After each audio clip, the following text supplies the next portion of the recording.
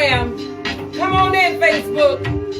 Babies, we about to do this tonight. We about to have a serious conversation. We get ready to talk about this upcoming election. That is the main focus for tonight. Because you know why? They think we crazy. They think we crazy. They think black folk crazy. And that they could pick our leaders. Can you turn that up, Maestro? Can you turn that up, Maestro? Yes. You hear that?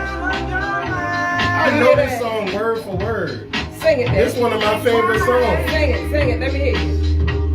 That's my only advice.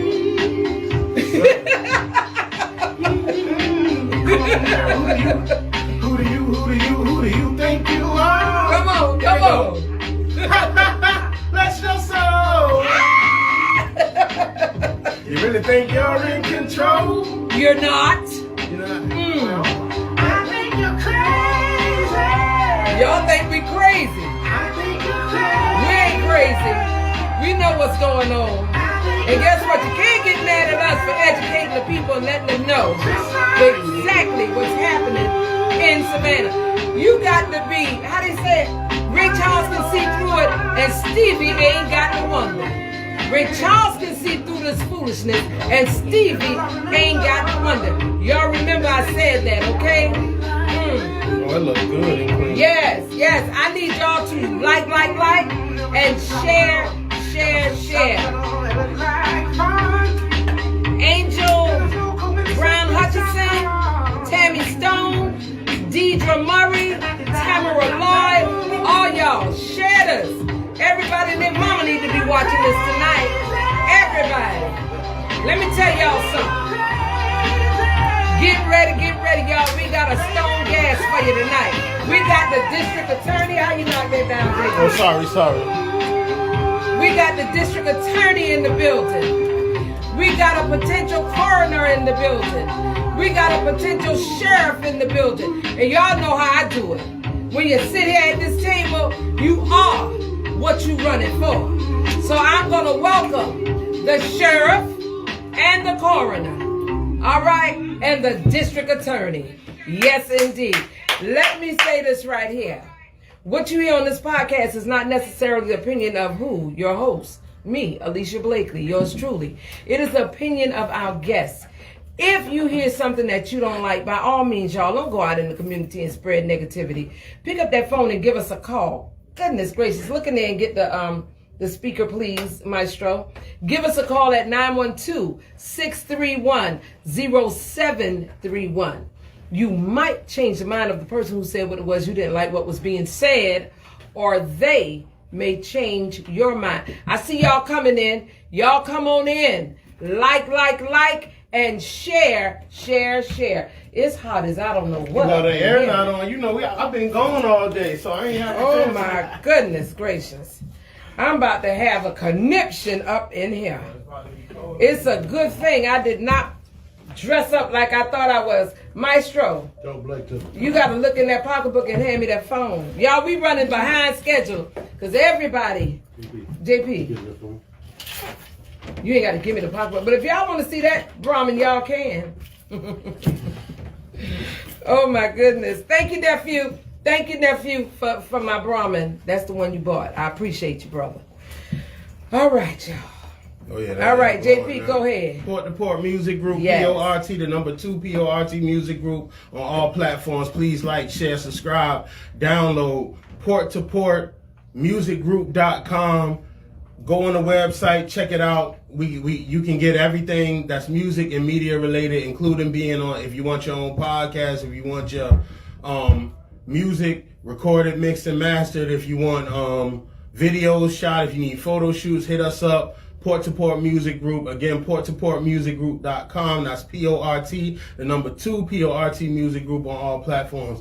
Again, every Monday, Listen Up Live Radio. I'm about to start doing a video show with Protocol was showing me how to put the videos. So we're going to start showcasing underground music videos, top 5 or top 10. It did. Yeah. Look here, Facebook, don't play now. This ain't no time for y'all to be playing. We don't own the rights to none of that music, and he put the caption in there. So don't be blocking us, okay?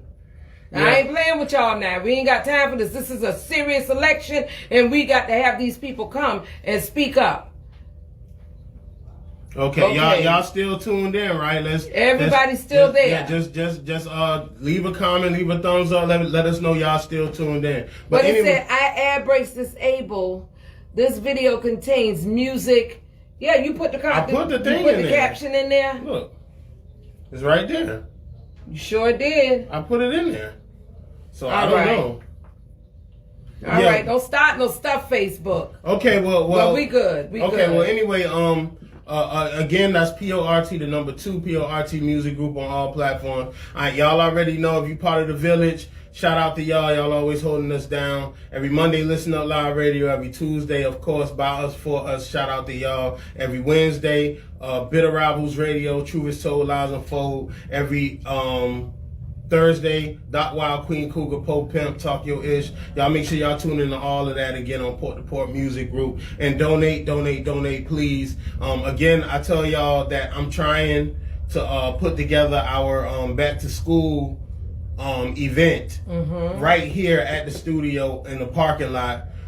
We got a lot of stuff to do. We trying to get bouncy houses. We trying to get stages. We going to let the kids perform. We're going to be doing our thing. We giving out book bags. We giving out uniforms. We giving out school supplies, and gifts. We giving out prizes. We doing a lot of stuff. But we need your popping though. Oh, this ain't making no sense. I put it in there. I did what was asked. It keeps saying, Facebook, we do not own the rights. Y'all, if we go off, y'all just tune right back in. If we go off, if they kick us off, y'all just tune right back in. I don't understand why they didn't kick off the other ones, but they did. They doing this one. You know what? It's the algorithms. I don't know, but yeah, it is. We honored the guidelines and put everything in there. So for real. But so I don't even know why they playing. Stop playing with us, Facebook. You can show everything degenerate, but when you giving out the truth, what they do, they cut you off. All right. Okay. Well, I'm putting the make a long story short. Donate. I need y'all's help to make sure that we get this thing going as full throttle as we can do it. So somebody might be reporting us. You know that? I don't know. Okay. But yeah.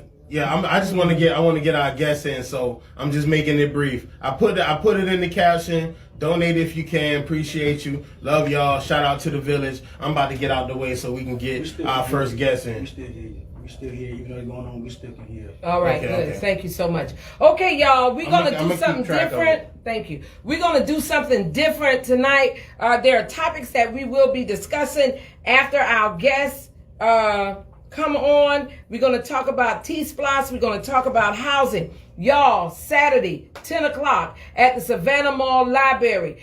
There will be lenders there that will be able to let you know whether or not you could get a house. The state shouts out to Representative Carl Gilliard. He's doing a housing fair, and the state is giving money. The city was giving money, but now you got the state and the city giving you money. So instead of you paying $1,200 for rent, you could be paying $900 for a house. Okay? Y'all need to be to the Savannah Mall Library on Saturday morning at 10 o'clock. I want to say this. Let's give a moment of silence for Vanessa Taylor, who lost her sister. She lost her sister to cancer. Let's do a moment of silence.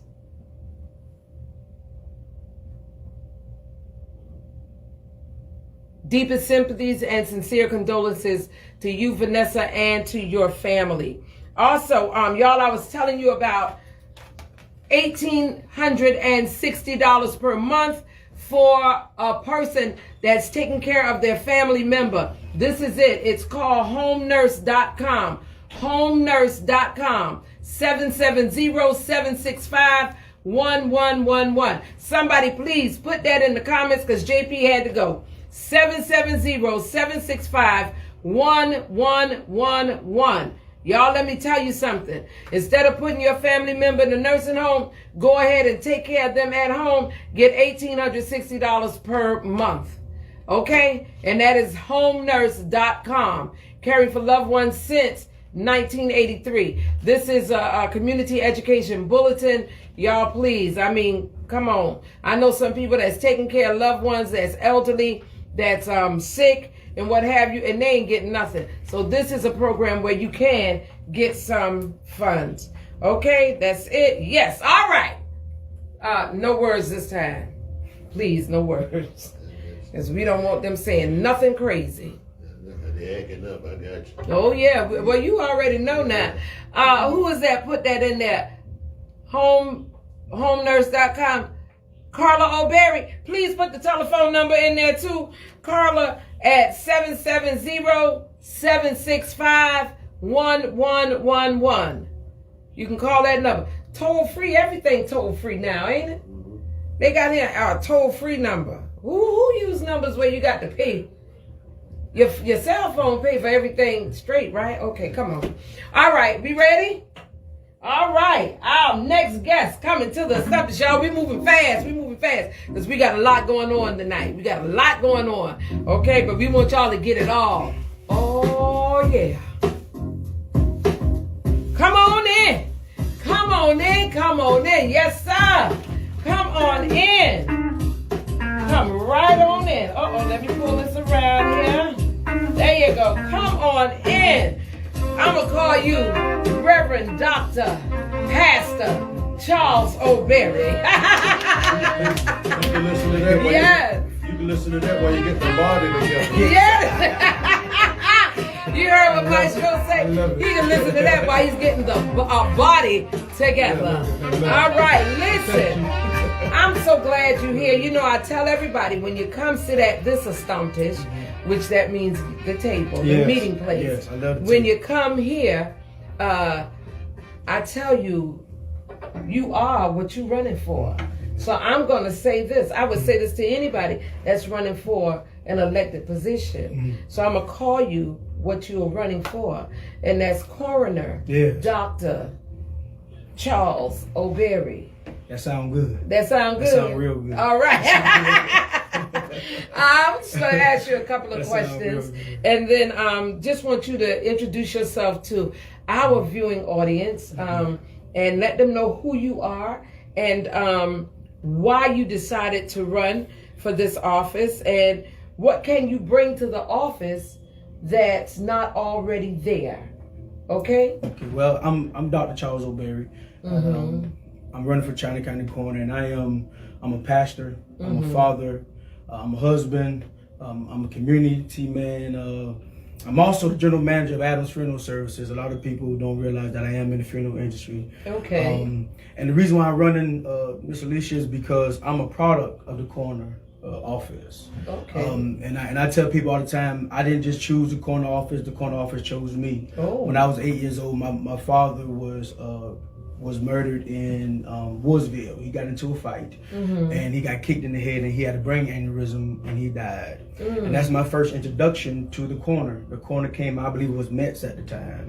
He came in and I got introduced to the coroner. That's what got me to the funeral industry, period. Was because I saw my father in a blue casket, in a blue suit, riding in the black hearse. And ever since that day, blue is my favorite color and the hearse is my favorite ride. But I'm a product in it of this, and I'm a product of the coroner. You know what? office. I ain't never heard nobody say it. The hearse was their favorite ride. My favorite ride because I wanted to be like my father, and I watched my father go on the ground at the age of 8. Okay, I lost my mother at the understand. age of 11, so it was me me and the funeral industry just went hand in hand. But I dealt with the coroner office from the age of 8 years old. One of the main reasons why I'm running is to bring closure to our families. Here in China County, our families needs closure. I know it's been said that the dead doesn't need a doctor, and I totally agree. The dead don't need a doctor, but the living needs closure. And that's why I'm running, to bring our family closure, because what's going on now, our family is having a hard time having closure. And that's the reason why I'm running, to bring a change about what's going on right here in Chandler County, to give them what they truly deserve, what we all deserve. A lot of people overlook the corner office. It's the most overrated and misunderstood office, but yet it's the most used office in Chatham County. The corner office is used every day, non-stop, 7 days a week, 365 days a year. That's right. But it's the most overlooked, underrated office, and I want to bring a change awareness to that, how important it is that when a corner step in your house or step in your life, is there to change it. Right. And so I want to bring closure to that. So that is why I'm running, because we definitely need closure in our community. Okay. Now, when you say you want to bring closure to families that's experiencing the loss of a loved one, okay, I do understand that, but the coroner's office has been in existence for many, many years. Metz was there. Now we have David Campbell there. Aside from closure, what else can you bring? And also too, I want to, besides closure, is awareness. Okay. And you can contest to this. In all the years that we have corners, people still don't know what a corner does. Okay. A lot of people still educate. don't know who the corner is right now. Right. A lot of people I talk to, even the young folk, they don't even realize they had to vote for a corner. For a coroner. So the corner is not in the community. There's no awareness of what they do, who they are. And that's the change I'm trying to bring about. I want to educate our community, because once again, it's the corner that's picking up the dead bodies that's on the ground, our young folks getting killed. It's the corner that's picking up the ODs that's in the house and leaving out the club. It's the corner that plays a big role in our community, but it's the most person that's unknown. And so I want to bring awareness through the corner office to really show our people what it is that we're here for and the importance of it. One of the main things too I like about awareness is, if you notice, when a corner office or officer come into your house, they come empty-handed. You don't know who the staff is. You don't know the procedure. You don't know the process. All they know is they come to pick your loved one up. But I want to bring a change about that. Okay. You're going to know who I am. You're going to know who my staff is. We're going to use everything to the fullest, fully committed to what we are doing. We don't need a part-time corner. We need a full-time corner. And that's what I plan on being, a fully committed corner for Chatham County. Because that's what we stand in need of. All right. As you say that, I was thinking, you also could be helpful, with young brothers out here, going up against one another and killing one another, just to show this young brother, this is the outcome. Yes. This is the outcome. This is not what you want. This is not what you want. This is not what you want. And you know what the sad part is, Maestro? We, as black people, we are always fighting, especially the young people, fighting against each other.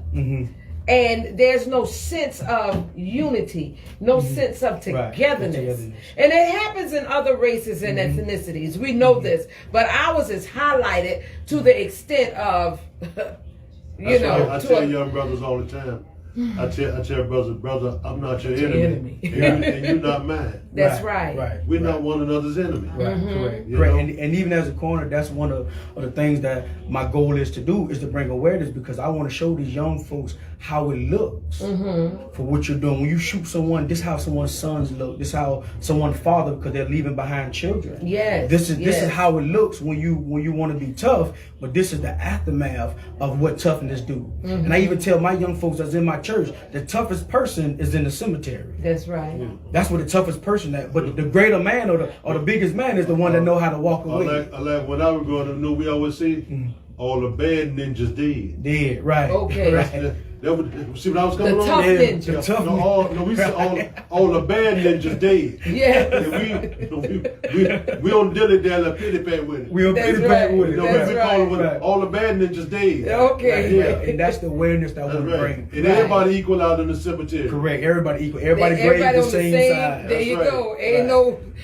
It's the little ones, but ain't no big eyes and little U's. Right. I mean, it's all. And that's another thing too. One thing about the corner office, I wanted to bring diversity to it, because the corner is for all people. It's not just everybody needs a corner. Whether Right. you're black, white, Indian, Mexican, no matter who you are, everyone needs a corner. And I'm a corner for all people because everybody needs a corner. Somewhere down the line, you or your family is going to run across a corner. A corner is going to step into your life. And when I step into your life, I step into it to bring closure and to give you what you deserve. And that's why I'm running. That's why I'm running. You got to pronounce them in it. Yes, I got to identify. And the pronouncing is for the living. Yes, yes. So it's official with Yes, them. yes. Exactly. And can I say this too? And I'm glad you brought it up, Maestro. I mean, I love you. Listen, the reason, and that's another thing, because we get, and even with this last election, we got the funeral home side contaminated with a corner office. See, the corner office is for the living. The funeral home is for the dead. You know what I'm saying? We can't contaminate the two, and that's why the conflict of interest, because we're sitting here with a mortician, in a sense, and the corner office, we're trying to mix the two. And you got to separate that, because the corner is for the living and the mortician is for the dead. So when you come into the house, do we have the corner or do we have the mortician? Because that's going to make a difference in the decision being made. Am I here for the corner? Am I here for the mortician, or am I here to bring this family closure? Am I here to get business, or am I here to handle business? And that's what I want to bring to Chatham County. I'm fully committed to handle business. I'm the only corner, only candidate that has everything to give but nothing to gain. I'm the only candidate that does not own a funeral home. I'm the only candidate that when I do get elected, I'm going to relinquish all my relationship with the funeral home. I will no longer be working at Adams Funeral Services. I will be a fully committed, full-time corner. Okay. And I'm the only one that's walking away. We're talking about a county of what, almost 300-some thousand people? 300-some thousand That's right. people in it. Yeah, that's a lot, yeah. And like you said, 27 days, 365. You see, right. So are you the corner or are you the mortician? Yeah. Okay. Because see, the one thing about it, like a friend of mine, his granddaddy said, you gonna left him. Yeah. You got the left him. Now, you got Only the Maestro. No, Only Maestro. You got the left ear. Now, look here, You got the left You got the ear. How you left deal him. with him? Yeah. Now, it don't matter how he said it. You know got what to you're talking about. understand. You know what you're talking about. Yeah. You gonna left him. By hook or crook. That's right. Right. By hook or You got crook. left him.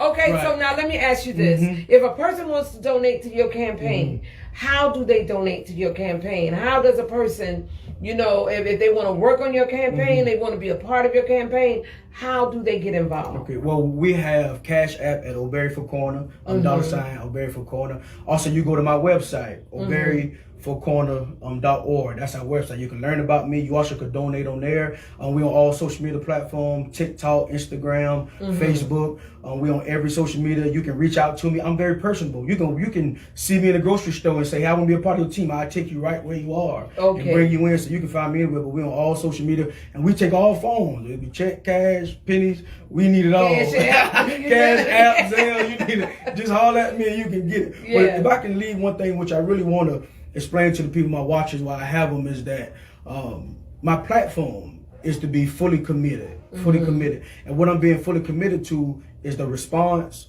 the reason, and the resource. And my response is how I respond to the call. How I come into your life. I come not empty-handed, but something you're going to know who I am, my staff. You're going to know everything that we're doing. My reason, and this is very important, my reason is a thorough investigation on what took place, so I can have timely body releases as well as timely death certificate. Do you know right now we are 3 years behind on death certificates? So we are 3 years behind of families getting closure. We're 3 years behind of benefits being got. You can't get Social Security.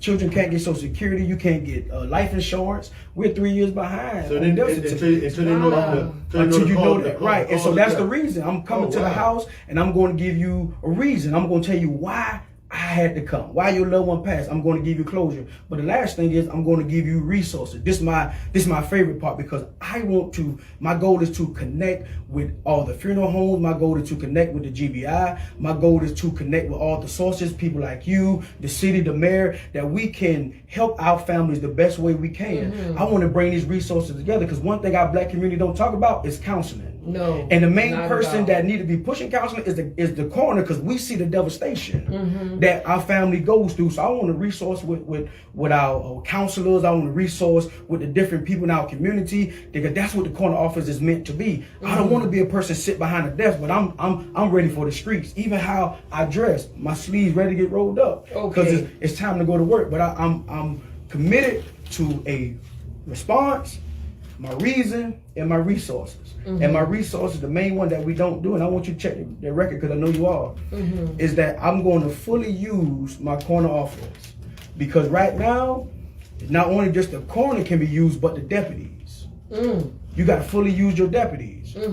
You can't just do this all by yourself. It takes a team for us to win. So you say your deputies, are you talking about the deputies with, I didn't even know the coroner had deputies. Yes, the coroner, it all depends on how many want to hire. Sheriff deputies? No, they are coroner deputies. The coroner office has deputies. Right now, our current coroner has 3 deputies. Oh, okay. And see, once again, bringing awareness, you barely know the coroner, you know you have deputies. Are they paid deputies? Yes, they are paid deputies. Yes. They are full-time deputies. Yes. Wow. He has a whole office. They have a whole office. Okay. And I would never use my platform to tell anybody else, but I don't want to call any names or anything, but they have full-time deputies. Okay. And so I never knew that. Yeah. I had no clue. Some we learned new tonight. Yeah. So I want to fully use my deputies. It's no reason for why my administration of deputies going to be able to do the same thing I do. Do you know, as a deputy coroner, they have the same rights as a coroner, so they can sign death certificates.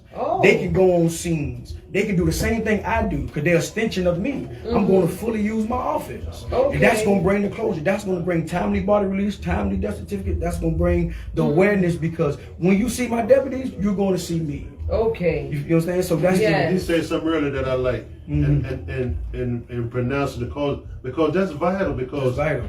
You know, I don't take too much. You know, one thing about insurance companies, the only place these folks ain't trying to release no money. They ain't trying to release no money. I don't care what it is. And that policy, whatever that policy say, they're not trying to release it. Yeah. So, like Marvin Gaye, got to give it up. Got to give it up. Got to give it up. And that's I'm listening at you. Brother, that's vital. Right, and let me educate you on something with that with vital. And life insurance companies does not take pending death certificates. A pending death certificate does you no good. Okay. Because they need to know the cause of death, because one word can change your whole life. A homicide, that's one word, can change it.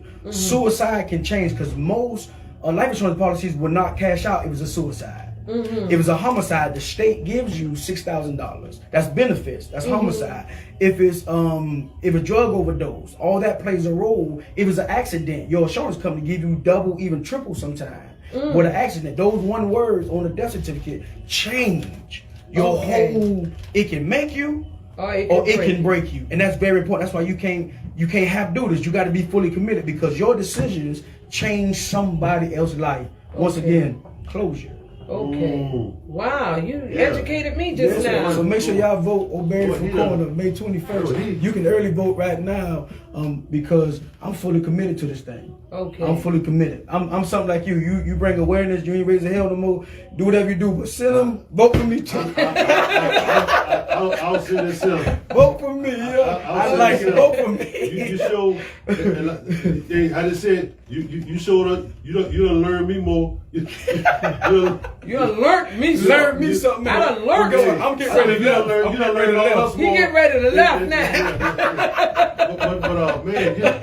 But man, we didn't know a lot of that stuff, man. I'm telling you, done. Yes. All right, y'all. May 21st is the actual vote date, but early voting started on yesterday until, I believe, the 17th. The 17th. Yes. Y'all get to the polls. I'm not telling you who to vote for. I'm not telling you. And like I told folks, I'm endorsing people who openly endorsed me. Yes. Do y'all understand what I'm saying? So with that being said, I want to thank you so much for coming, and gracing us with your presence. Yes. And I'm going to say this to you. Nothing beats a failure but a try. And I don't think you're going to fail. Amen. You understand? Yes. Look here, you stay on the beaten path, and you gonna be all right. All right. Thank you. All right. Take care. God bless. Thank you all. All right, and look at you. Look at Thank you. you, brother.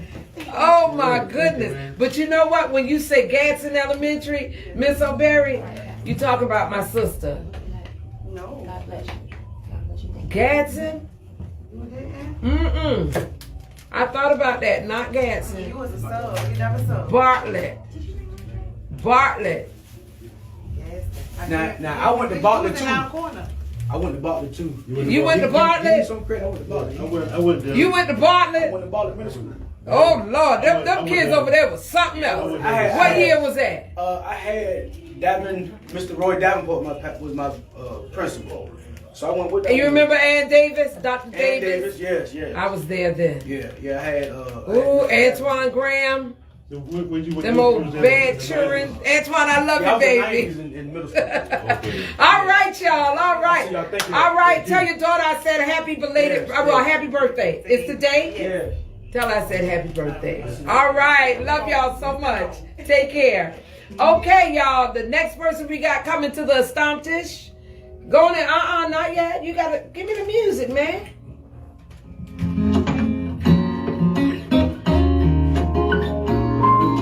We gonna mellow it out for you. Now, why you mellow that out for this one?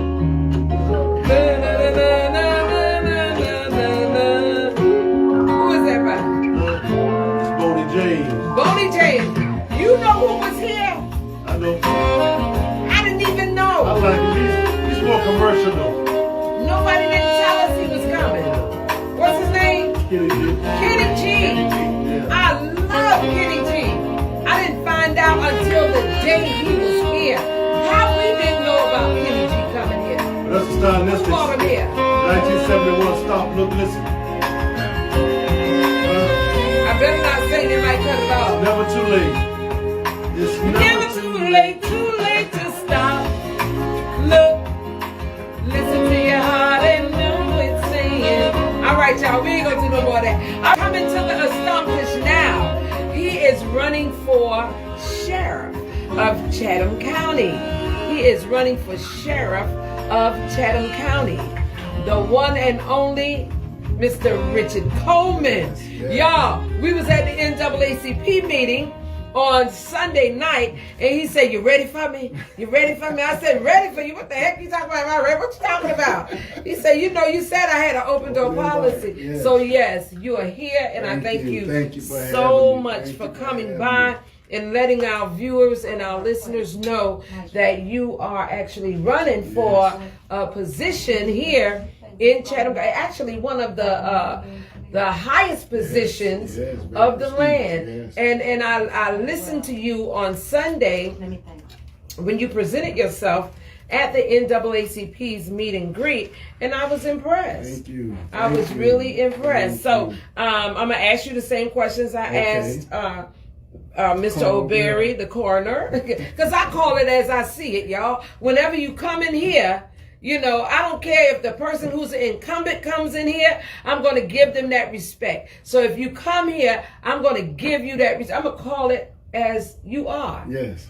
Sheriff Coleman. Sounds good to me. Sheriff Coleman. Yes, ma'am. If any other sheriff came in here, I would address them. Understood. Sheriff this, sheriff that. Understood. Okay, all right. So why are you running, and what can you bring to the office that's not already there? Oh, those are good questions. I'm running for an old-time word in politics called change.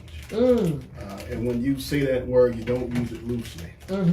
You have to have things in what I believe in the law enforcement field is what we call evidence to support things that you say or things that you believe happen. And right now, the state of our sheriff's office needs some direction. It does.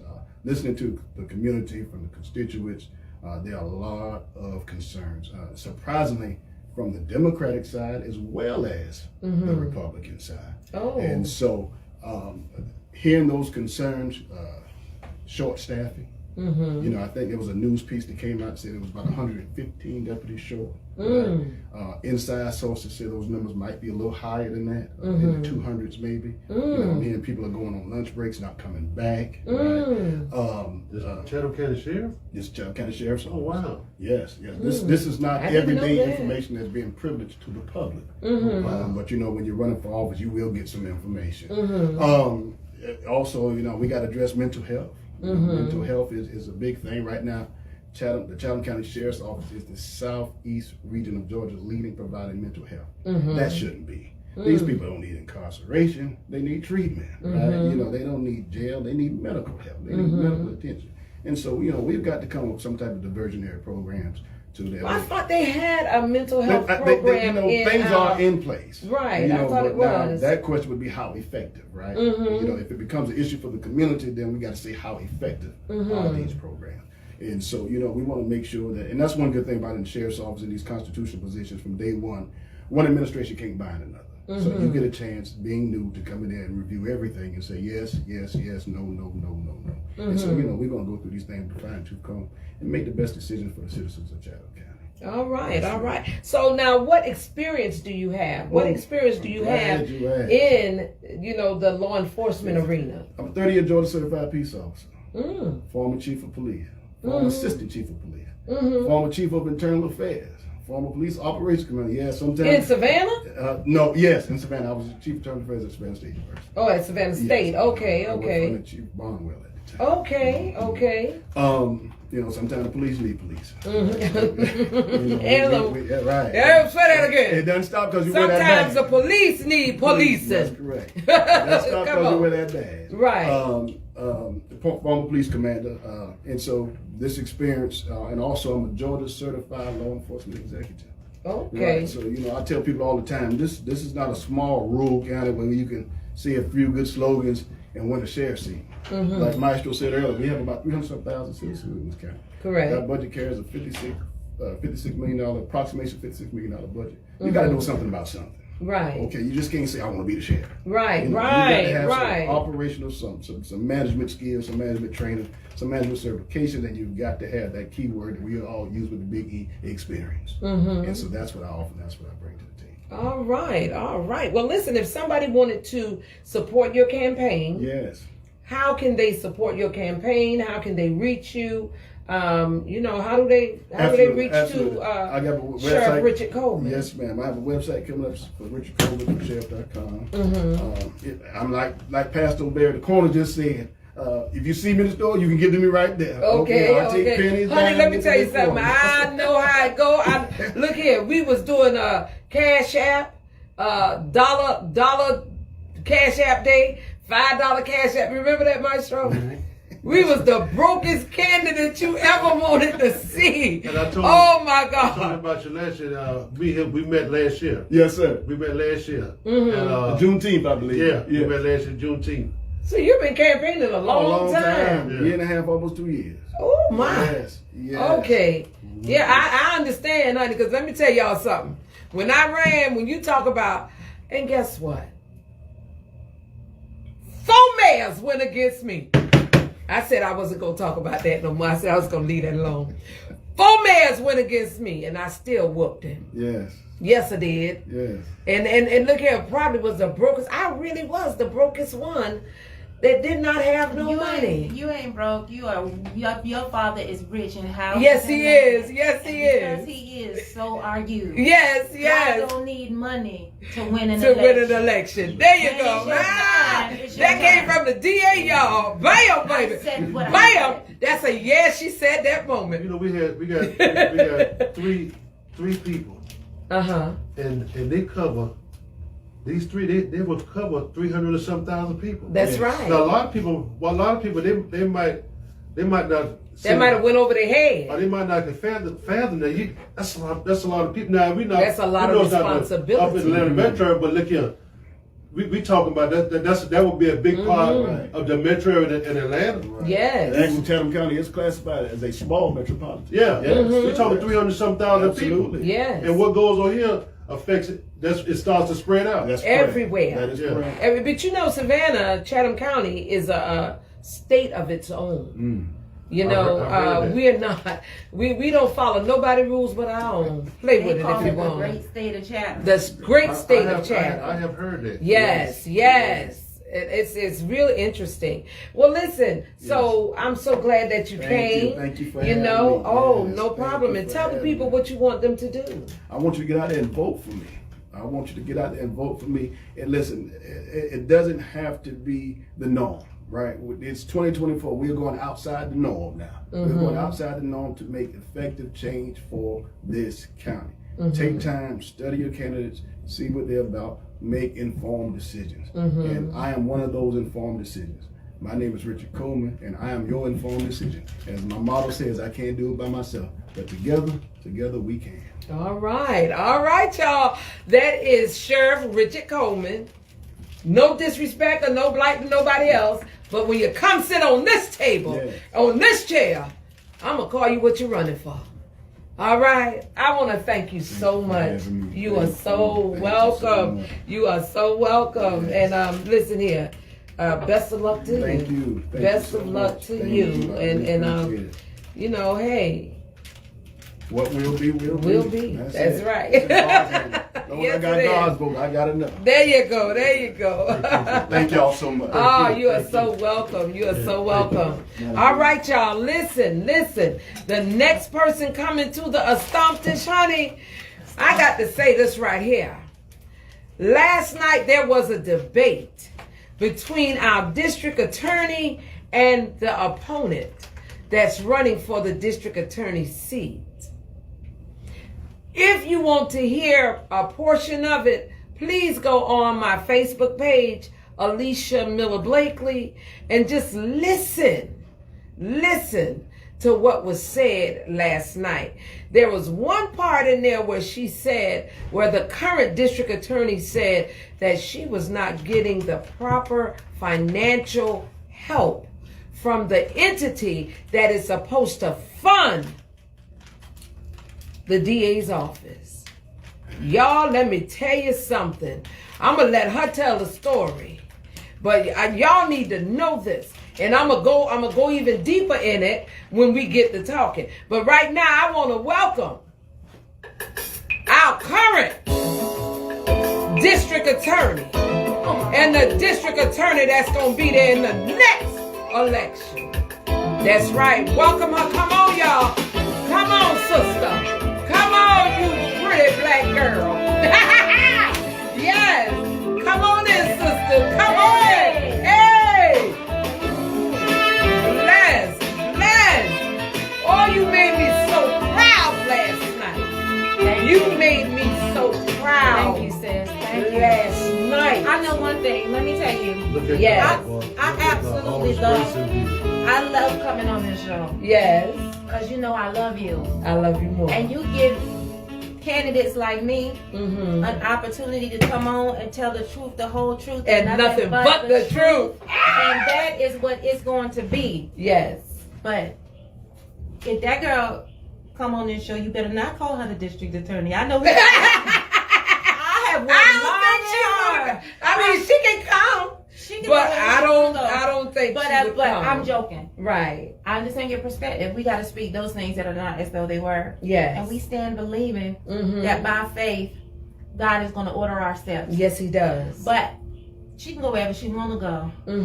I am the Chatham County District Attorney for the Eastern Judicial Circuit of Georgia. Come on. And I said I can say that. Yes. I'm so happy to be here. You said it, and you said it so eloquently last night. I'm so happy to be here. Yes. Thank you for having me. I never get a chance to come here enough. Never get a chance to talk to our community enough. But I wanted to say really why I wanted to come here tonight, in addition to addressing the things that I did not get a chance to clarify during last night's debate. I want to say this. It is so important for y'all to go out and vote. Very. I'm telling you that I have given the last 3.5 years of my life, my family time, my health, my personal life, my life to this job, you have electeds who are fighting for you in places that you never ever see. Come on, and somebody. So if you want change, support your candidates once you put them in office. Yes. Now, I was telling you earlier today that, you know, aldermen, y'all and councilmen and women, y'all got to be everywhere. Y'all got to shake the hands. Y'all got to kiss the babies and all that kind of stuff.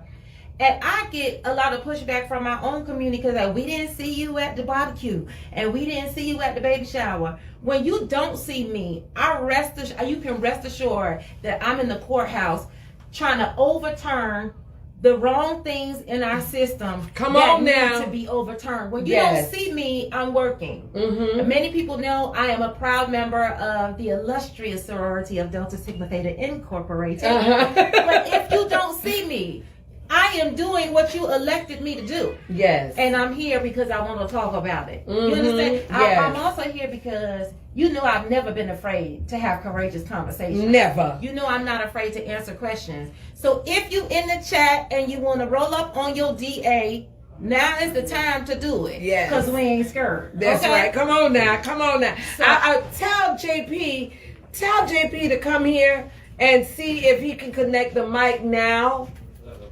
Tell him to see if he can come and connect the mic now. Okay, but go ahead. We're going to go ahead and... Absolutely. Yeah. So, y'all already... I'm watching. Okay. So, y'all already know who I am. Turn that down. Excuse me, sorry. Y'all We just tell me trying to put the mic on so that our viewing and listening audience will hear every single thing that's being said. Yes, they heard it here. Yes. The full story. Right here. You tell me when I'm ready. When No, you're you ready. go ahead because Okay. they can hear you. I'll just plug. They you can in. hear you good? Yeah, They can hear it good? matter of fact, I don't even want to mess with it. Okay, well, don't Yeah. mess with it then. Let's Okay, go come ahead on. and talk come about on. it. Yeah. Y'all already know who I am. I've been your district attorney for the past 3.5 years. I want you to know, and I said this in a debate last night, I ran for this job not for money, not for fame, not to be popular, not because I need friends, not because I like my face on the news. I ran for this position for one reason and one reason only. That is because I am passionate about fairness, justice, and equity. And there is no platform in our nation where those three things are more important than the criminal justice system. Okay? Come on now. I'm asking you at the end of this, I'm going to ask you to vote for me. I think you should. I'm confident that I've done an excellent job, and I hope to be able to persuade you of that tonight. Yes. But if you don't vote for me, vote for yourself. Make sure that you vote for your kids and you vote for your community, because I bet you dollars to donuts, there is not a single candidate on this ballot that's going to be thinking about you, your children, and the safety of this community the way I have. I have dedicated my life to this job. So for you to roll up on me and try to tell me what I haven't been doing in light of COVID, how dare you? How dare you? I have my son in the studio with me tonight. I'm a mama. I'm a minister. I'm a woman of faith, a child of God. I believe in the word. If y'all don't believe it, I hope y'all vote for me. I won the last election by more than 8,000 votes. But guess what? I'm here because God called me to this position. That's right. And when God says it's time for me to leave, I will leave. You That's understand right. that? Yes. And so guess what? In November, I'm going to be fine. But until that very minute, as long as I'm in office and as long as I'm breathing, I'm fighting for you. That's right. Y'all better know it. Y'all better know it. Let me tell you why I have faced. I want to tell you. I want you to know, everybody.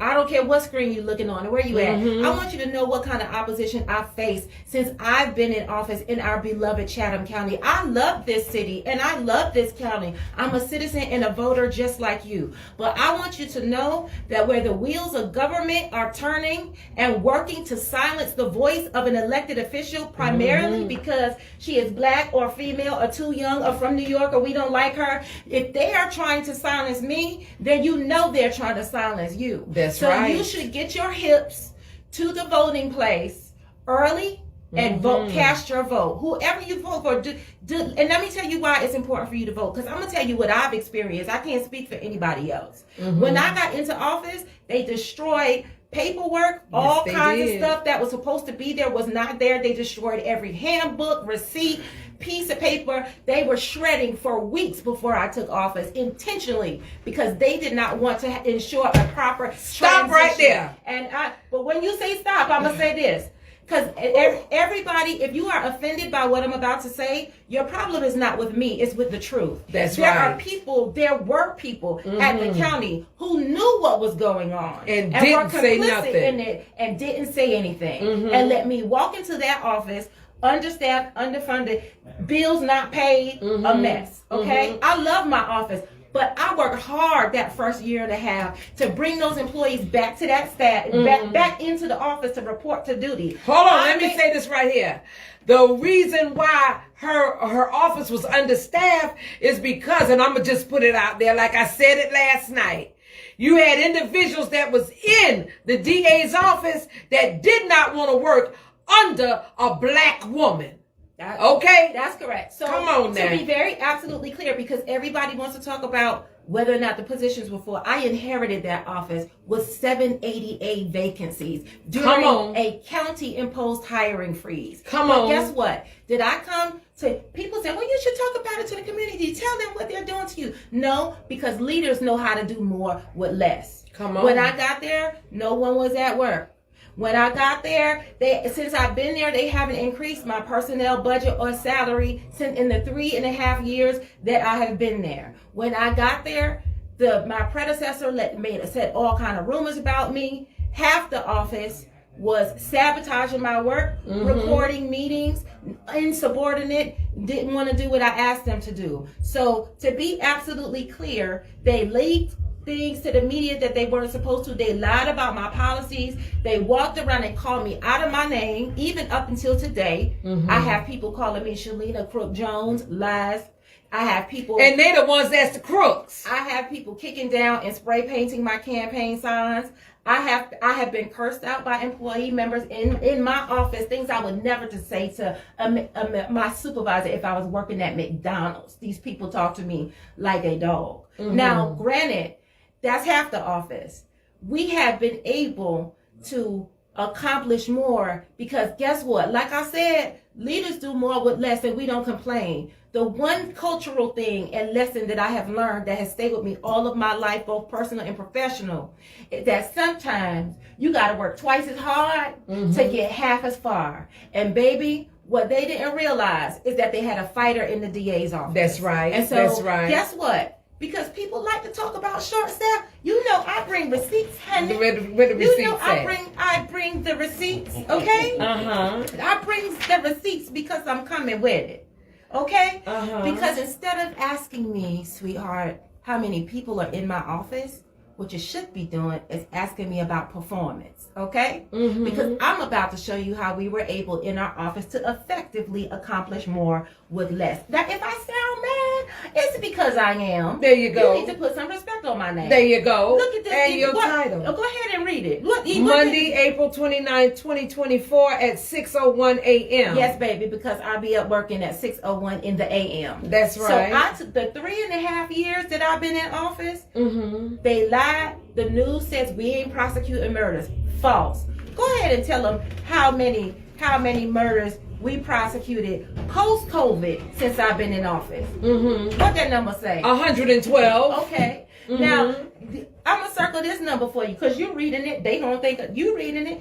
Tell them how many murders they prosecuted in the 3 years before COVID when they had all these 20-year veteran prosecutors and they were doing all this wonderful work. Tell them what the number says. 70. So with half the staff, yes, and it's through good leadership. That's right. That we were able to do more with less. Tell them how many serious violent felonies we prosecuted since I've been in office. 345. And tell the good people in Facebook land how many they processed before I got into the office. 256. Is that we did higher numbers, did we not? Yes, we did. Okay, so let's talk about the other danger to public safety, which is DUIs, right? Because we want our roads to be safe. Tell the good people in Facebook land how many cases DUIs we prosecuted. Now they lied. Your Senator, Representative Jesse Petrie. I called you by name because I said what I said. Jesse Petrie is the one that put in that bill against That's Orange Crush. Come on now. He lied and told people that my office has a policy that we don't prosecute DUIs. But I can't say that he lied. I would call it ignorance because he's not an attorney. He's a dentist. He's never been a prosecutor. I've invited him to my office and he's never come. I've invited him to my office to meet the staff that he so freely talks about. Never, not once did he show up where I could tell him that in the 3.5 years since I've been there, we have prosecuted how many DUIs? 6,260. That's correct. And how much did they do under my predecessor? 5,323. Exactly. The numbers don't lie. The numbers Bam, don't lie. baby. And I bring receipts. And so let's talk about another thing, transparency. Because that came up in the debate last night. Shalena's not transparent. She doesn't talk to the news. She doesn't tell the public what's going on. Lies. Every press release, you remember the free lunch baby case? Yes. You know how important that case was to our community. Yes. We got a conviction by jury trial on that case. I wrote a press release and asked me how many news outlets, WSAV, WTOC, WJCL, I wrote a press release and sent it to all of them. How many of them carried it? None. So they want to use that and turn around and say, I'm not being transparent. Alicia, let me tell you something. For everybody's like, don't you go on Alicia's show because people might think the wrong thing. What they need to know is that every time the Queen asks me to come, I'm going to show up because it is the only place that I have a platform to show the receipts and have a real conversation. Come on, and I am not and I have written this letter to the news stations and it's written in black and white and I do have the email and I keep receipts. Let me tell you something. Kizzy can read. I went to law school. I've been a lawyer for 22 years. I'm a wordsmith. I know what I want to say, when I want to say it, how I want to say it, and who I want to say it to. Come on now. I am not going to dignify you with an interview when you twist my words. Come on. You come into my office under the guise of talking about something else, and then you want to ambush me, and all of a sudden you have my face on the news talk about we plead out cases with convicts. That's disrespectful. Very. Nor did you ask how many murder cases got pled under my predecessor. See, they don't treat us the same. No, they don't. You lied when you came to my office. I gave you my word and you twisted it. I have no interest in talking to a news reporter who is not going to accurately report the facts. And legally, I'm not obligated to. Come on As now. for the things I am legally required to do, I do those. But I'm not going to honor you with my time and help you tell a lie. Come on now. So if you want to say, oh, Shalena's not being transparent, that's why. Okay. She never had a public information officer. You know nothing about the inner workings of my office. Okay. Nothing. Because we have had contractors in office, public information people. So you can't tell me how to run an office. And that's why you can't be DA. Come on. Now we're going to get to the real point. Now, come okay? on. So let's talk about leadership. So no. I want to be clear. She telling the truth. I want to be clear because I want to reclaim my time. You're going to ask my opponent during a debate what she thinks is wrong with my office and what could be changed. She can't tell you what can be changed. She's never been a district attorney. She doesn't attend the periodic district attorney conferences that I have to attend. She knows nothing about managing a budget. She knows nothing about the pay scale. She's never attended an HR meeting. She does not have to do presentations before the commission and justify them to ask for additional compensation for staff. How dare you? How dare you ask her that question and not no experience? Here's the other thing. In the 3.5 years that I've been in office, I've been questioned by people because you know what happened? You want to talk about people leaving? On the first day, during one of our first staff meetings, you think because I look like this, you don't know how long I've been practicing. I got 22 years on my name, respected, 3 bar license, barred in 3 states. And I told people very clearly, nobody, no leader will fight for you harder than I will. That's and right. I mean that about my current staff, even more so today, because they stayed with me because they stuck with the vision. But what I'm telling you is that if you think you're too smart to be led by me, if you think you're so smart that you can't take direction, you should probably find some place to be. Thank you. Because I am the candidate who makes change. I made no bones about that. When I came into the office, I explained to every prosecutor, all these old practices that you do by stacking indictments to force a plea, all of these backdoor negotiations, we can't prove he did it, but we just know he did. No, you're not doing that. No, you're not doing that. So let's go ahead and get to the facts because I know you want to hear it. Let me talk to you Come on. about my opponent, and I'm going to tell you the real reason why. she's not in the DA's office anymore. Remember, I was her supervisor. You walk around and you tell everybody that you have experience and you have been practicing for 20 years, but I have to have a conversation with you and tell you about and talk to you about probable cause. There were several cases that came across my desk with defendants who were not supposed to be in jail because there was not sufficient evidence in the case. And in this one, I'm going to tell it. In this one particular instance, I instructed her, release this man from jail. We went before the judge. We went before the judge, and I told the judge, this man will be released. She said, oh, I can't do it because the detective is on vacation in Germany. I said, I don't care if he's on Mars.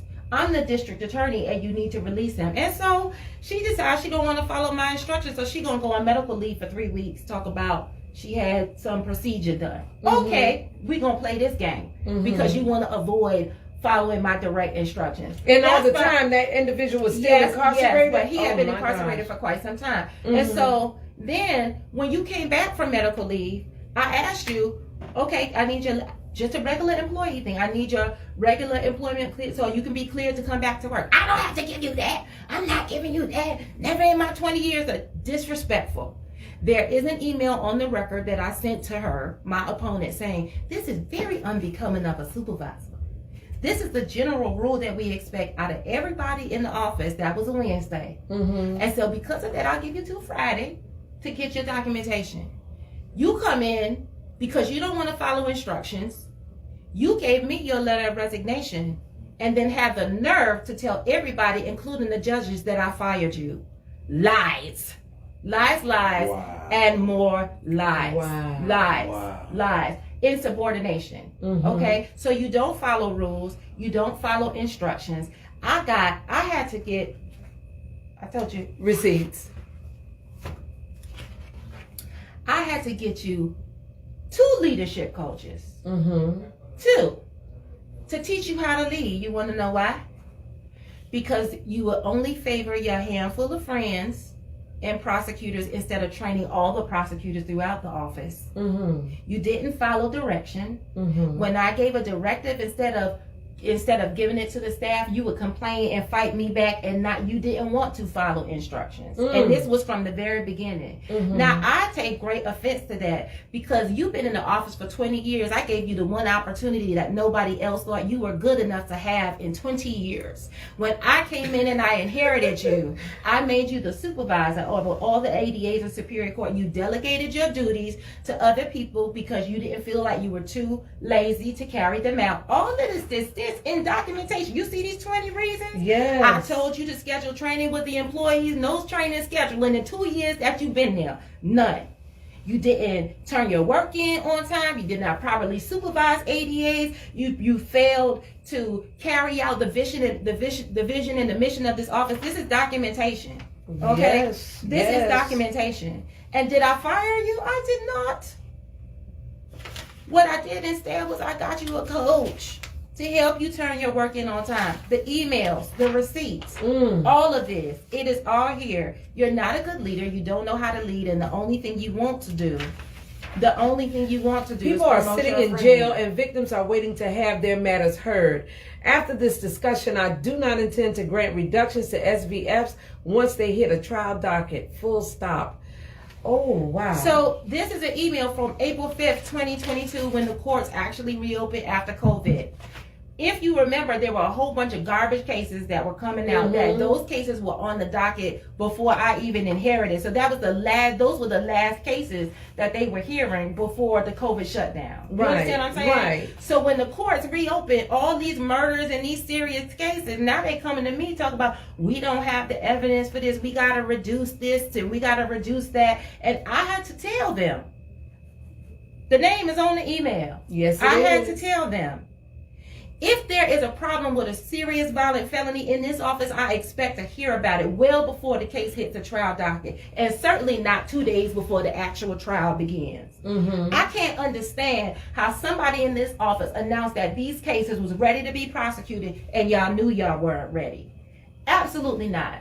Not on my watch. Why not? This is important to me, not just because it reflects the ethics and professionalism of this office, but also because in most, if not all of these cases, that I've listed for you, people are sitting in jail and victims are waiting to have their matters heard. So don't come to me now talking about professionalism and you know what to do when I had to tell you to do this, train the rest of the staff so that they can be getting to these cases and knocking them out. You refuse to follow the directive. I had to hire 2 coaches to help you, and now you gonna stand up here and run and say you know how to make this office better when you wouldn't follow direction. Let me explain something to you, because I don't spend too much time talking about my haters because I expect that they will be taken care of. I came here for receipts because the people have been in the news lying, saying all kind of things like, oh, she doesn't have any experience. I took umbrage to that, and they let that go during the debate because, as I have said, not only have I been a special victims prosecutor, and you know that I can try cases. Yes. I'm the only DA who tried a felony case while I was in office. Mm-hmm. While I'm in office, I rolled up my sleeves. I was in recorder's court. I was in superior court. I was trying cases. Got in trouble for it from a judge across the street who apparently doesn't know what DAs do. But I did what I was elected to do. That's right. Which was to try that case. Mm-hmm. How dare you say that I don't have any experience? How dare you? And I take umbrage to it if I seem mad, angry. Here's what I feel. It's a righteous indignation, not just because of the sacrifice that I have made for the people and the citizens of this county to fix the system, but I take umbrage to it because there's a meme that I saw on Facebook that said, a lie can travel several times around the world while the truth is just putting its shoes on. Come on. People are ready to believe a lie before they believe the truth. Yes. You know, Goody Mob had one say, y'all don't want the truth, so I'm going to lie till you make it sound fly to you. Okay. That's right. Okay. That's right. And so this the write-up. Look, it's 14 reasons on the write-up. This is the write-up you got. Okay? In February of 2022. These are all the things you failed to do.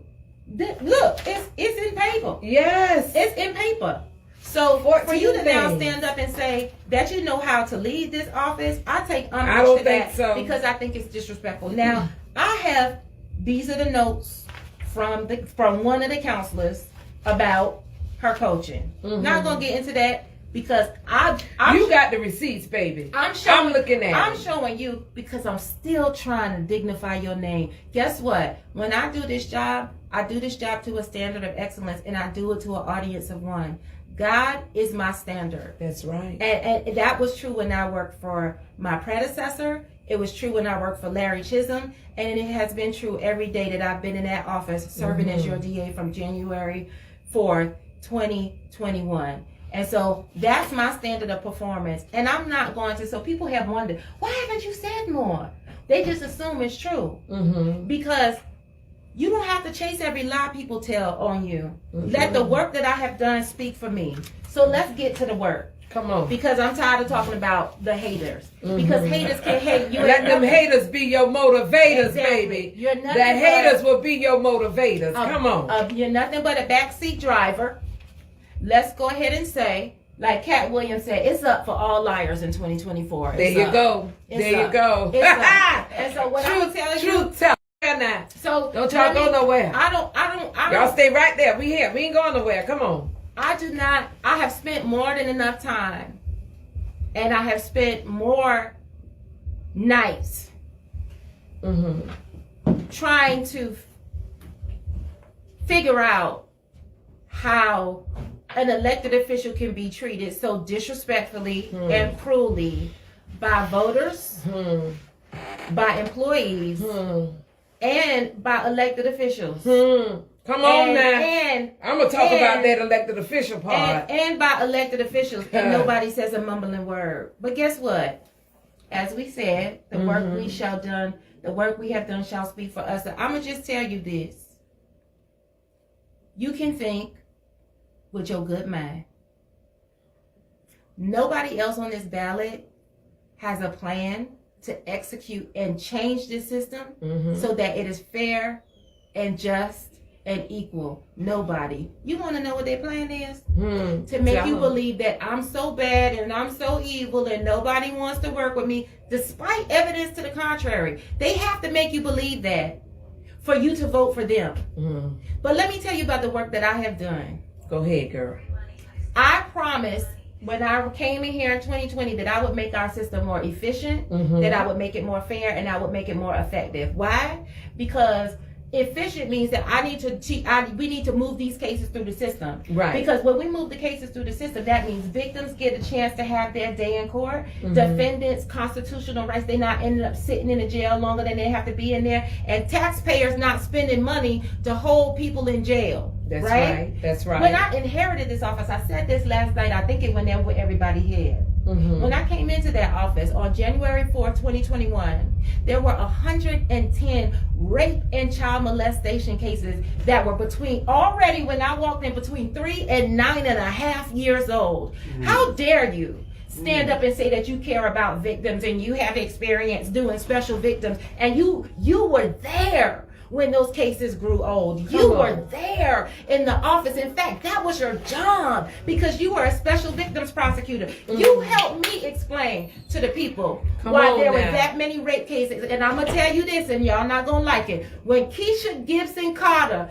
stood up in front of City Council and took the former DA to task for not prosecuting rape cases fast enough, y'all burned her like a witch at the stake. That's right. Y'all burned her. And y'all came for her instead of coming for the system that was complicit in allowing it to happen. Come on now. I'm telling you what I know because I have hand counted the cases myself. And if you have a problem with what I'm saying, then your problem is not with me. You have a problem with the truth. That's right. There were 110 rape and child molestation. What more important cases could we have other than murders, rapes, and child molestation? There were 110 of them that by the time I walked in the door, they was between 3 and 9 years old. If you ask me, everybody should have got fired on the first day. That is absolutely unacceptable. That is absolutely unacceptable. So what you try to do, so what you try, that means, and guess what? Y'all want to talk about how I do pleas with murders, false, lies, you don't know what you're talking about. But a lot of those cases, those defendants are out on bond and living in your community. And the people who were in this office before me on January 4, 2021 were fine with that happening. And now they want to stand up. They want to scandalize my name and say that I don't know what I'm doing. But guess what, sweetheart? Not only have I been a lawyer for 22 years, my experience teaches me how to make a system work more efficiently. So that's point number one. Okay? Let's be clear about that. The numbers and the math, that math is mathing. Okay? We talked about making the system more fair. And that means, you know what it means. We need to eliminate, if you think we could, it just boggles my mind that mass incarceration is real. That the vast majority of people, not just in Chatham County, but around this nation in jail, are people who are black and brown, disabled, and mentally ill. Come on now. Tell it. So you act like you don't want to admit that, but it is a reality. And so until you know how they say you can never fix a problem until you first admit that you have one. The problem. That's Listen to me. Voters, we have a problem. We have a problem. And if you won't believe me, read the data. And so we got to get to the heart of that. Our criminal justice system has got to stop being a revolving door. We have too much industry. Let me tell you, sis. I'm gonna tell you this. I'm gonna say this out loud. Y'all gonna get mad at me. No, it ain't. My handler's gonna get mad at me. They'll be all right. Let me make sure this mic is on because I said what I said. Let me tell you something. I know for a fact that Alicia Blakely, Keisha Gibson Carter, and Bernetta Lanier have fought for economic equality, for small businesses, and minority-owned businesses and women-owned businesses right here in Chatham County. There is, and when they did it, a lot of people out there didn't stand up for them and didn't advocate for them. Y'all left them out to dry. What I'm trying to explain is that if we are able to return make more of our base and the people who live here employable. We can keep them out of the criminal justice system. That's right. There's a lot of people that are coming out of the criminal justice system that want to work. We can, all this tourism industry, hotels, SCAD, international paper, all the these Hyundai things, plan. the Hyundai plan, and all this work that we have here, and you trying to tell me every time you look for contractors of color or minorities, that we can't find them. That's false. That's a lie. You are not looking. You don't want them there. And when you disenfranchise, and I work with the unions because I believe that if we employ more people, yes, that is a viable alternative to crime, and we can see recidivism go down. Yes. Chatham County is one of the highest counties in the nation for people on supervised probation, supervised release, and probation, and for recidivism. That doesn't have to be when we have all of that industry right here in town. And so we can do better. And as long as I'm in office, I am going to keep. You can ignore me all you want. You can ignore me all you want. I'm still going to be here. So I am the only. Let me talk about making sure the system is effective. Recidivism going down, less crime means the system is effective. Now let me tell you something. I am the only candidate on the ballot who has openly advocated for the decriminalization of abortion and reproductive rights and freedoms. Come on. Let me explain to you. This country was based on liberty and freedom. I love God. What I decide to do with my body and my medical choices is a decision between me and God. Okay? As a prosecutor, as many murders and rapes and child molestations as I told you about, we need resources to get to those. I have no intention and cannot foresee a set of circumstances where I would spend my time and resources prosecuting a woman or a doctor and put them in jail because of what she decided to do with her own body. And frankly, shout out to the Georgia legislator. I appreciate our senators and our lawmakers, some of them that we have in our Chatham County delegation. And I remain, my door is open, and I would love to sit down and talk to you at any time. But if you spend more time figuring out how to reallocate resources to eliminate poverty, to treat mental illness, and to address homelessness and stay out of people's moral decisions and religious decisions, our country and our county would be better off for it. So spend your time there and mind your business when it comes to people's reproductive rights and freedoms. Keep your hands and your laws off our body. That's right. You can take that how you want to. All right, go ahead. I'm the only one who has established a conviction integrity unit. Shout out to Michael Edwards, who was my first chief when I was on board. This was his pet project. Justice, a prosecutor's job is not to get a prosecution by any means necessary. You know what I found out today?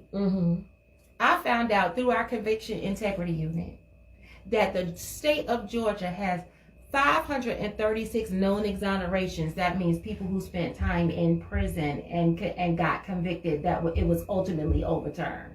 You know how many that was? That's 30,250 years of people's lives because somebody made a mistake. Because somebody lied. Now let me tell you about our beloved Chatham County. There are 11 known exonerations right here in Chatham County. Yes, where convictions got overturned. I know that because I do my research because it's my job to, even though my opponents don't know that. But the bottom line is, when you say as a prosecutor, my only job is to just put people in jail, that right there, that blew me. That's not justice. When she said that last night, that's not justice. And I'm gonna explain to you why, because when you go to the polls, I want you to understand. It is not just for you to have the wrong person in jail for a crime that they did not commit. It doesn't serve the victim, because that means the person who victimized them is still out on the street. It doesn't serve the community, because that means the public is not safe, because the real wrongdoer is still out there on the street. So it doesn't help anybody. So justice means not just getting any conviction, not any defendant will do. It means getting the right conviction for the right reasons based on the right evidence. And so that's a commitment to justice. Ask my predecessor, had she ever thought about conviction integrity units before we met, before I took office in 2021. And so this is why I take umbrage. And so I want you to know, I'm very clear about my articulation. I can make my subjects and verbs agree, and I know how to speak the King's English. But what you're seeing now is not anger, it's passion and it's urgency. Because people will lie to you. How they say?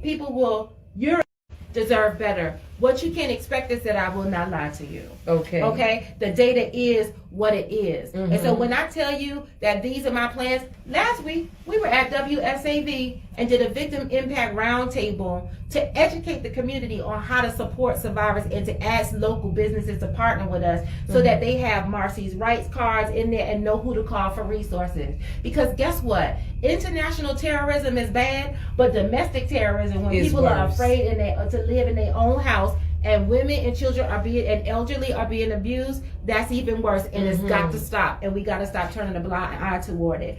But when you vote, I have said a lot, and I know that this is an earful. I'm passionate about this. I could talk about it all night, but here's what I need you to know. If your political platform is based on me, I have had a person chasing me around for 2 years lying about things that were going on in my office. These people are so thirsty that they still call workers in my office to try to find out what's going on so they can leak it to the public. Have you nothing better to do than chase me? I mean, I know that I'm talented and I'm blessed by God. I don't say that arrogantly. But you're talented, you're beautiful, and you're black.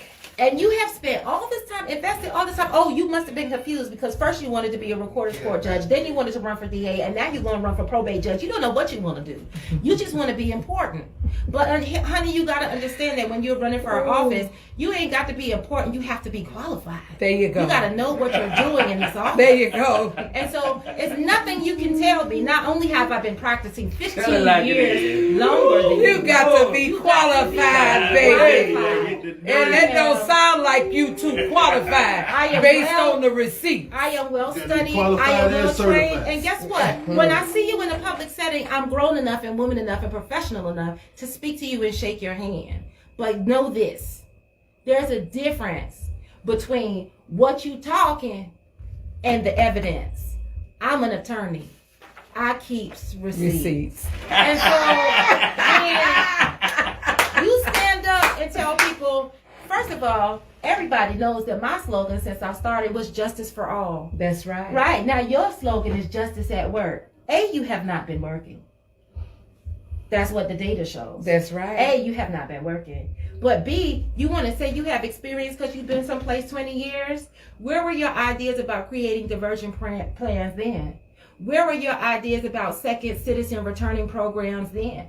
What did you do to create, to be out in the community? Now all of a sudden you want to take all these photo ops with people that you don't really know? Some people are for sale. They are. They were for sale. They were bought. And we call them pass-around politicians. That's what I call them. Come on now. I call them pass-around politicians. Because you're so beholden to a person that you have no understanding of policy and procedure and what it takes to run an office. So you can take as many photo ops if you want. I'm telling you, you can. But what I want voters to know is that do your research. Ask a person, what do you know about running this office? I understand everything, even assuming everything you said about Shalena was true. What do you know? What have you done? Have you ever been a DA anywhere? No, you have not. You haven't even sat in on a DA meeting. So I'm gonna need you to not roll up on me. And so that's I'm sorry, Maestro. Why are you looking at me like that? Because he's loving it. Because he's loving it. Here's what I'm gonna say. And here's what I'm gonna say. I want to say this, and I want to say this to voters and to people who are listening. Whenever you hear this, it is unfair that in our American political system, a woman of color has to temper her words so as not to offend conservative black people, or temper her words so as not to offend the good white folk. I'm telling you, I love y'all because I love Jesus, and I'm here to tell you the truth. So what you hear from me, even if you don't like my delivery, I wouldn't say it if it wasn't true. It is a shame that the former president of these great United States can on CNN stand up and say we got to get rid of these black female prosecutors because they are mentally ill and threaten the democracy of our country. And nobody said a mumbling word. Nobody, not the NAACP, Don't open their mouths. not the National Council of Negro Women, not local pastors. Nobody stands up for women of color in politics. Facts. So if you say to me that I sound angry, what I'm saying is you have representatives who are qualified, well-studied, well-trained, well-spoken, and know how to do the work. That's But right. you have got to protect people who you put and you elected to put in office. Now let me explain something to you. If I haven't done enough work, if you're not satisfied with this plan, this proven plan, if I haven't done enough work to persuade you that I am not only the best person qualified for this position, but the best person who has a proven plan for this position, that's on me. If I haven't persuaded you of that, that's on me. But make sure you asking the right questions. That's right. Because if these people out here trying to run a campaign on my back, guess what? They gonna, and y'all let them do that. They're gonna do it to everybody in office, and the word is gonna be like, "Oh, damn, Alicia Blakely is too black for me." I don't know another way to Black. I'm gonna be nothing but black. No, let me say this. Let me say this because this is important, and it's important for voters to hear. We are qualified Very to do much this so. work. We have Yes. been trained to do this work, and it is unjust and unloving to require us to express ourselves in another way that makes everybody else feel comfortable because we can't be ourselves. I am unapologetically who I am. That's right. I belong to God, and even tonight, God, as I speak, I have asked you to word my mouth. Even tonight, as I speak, right now, God, I pray that everything I've said has been about edifying you and not glorifying me. I'm not getting the glory out of this. It's ADAs in my office that make more money than I do as the elected official, and that is a shame. Come on now. I do Come this on. for justice, fairness, and equity. And I'm saying to you, that work is not done. It took hundreds of years to create the system we live under right now. And if I got to convince people who used to work in that courthouse that certain people shouldn't be in jail and certain things are unjust, we got a lot of work to do. Yes, we do. We have a lot of work to do. And so I want you to also talk about the financial situation with that office. I'm going to talk about it if you don't want to talk about it. No. I'm going to talk about it because Yes, I got receipts. we need to talk about that because a person can't be effective like they should be, especially when you got the financial source not giving you or pouring into your office the way that individual is pouring into all the other offices. Now, she ain't going to call no names, but who's in charge of the commission? Who's in charge of the commission to finance her office? Well, Somebody tell me. Let me say this. Chester Ellis. Hold on, no. Let's be clear. Let's be clear because I do want to speak for myself, and I don't want anybody to get confused.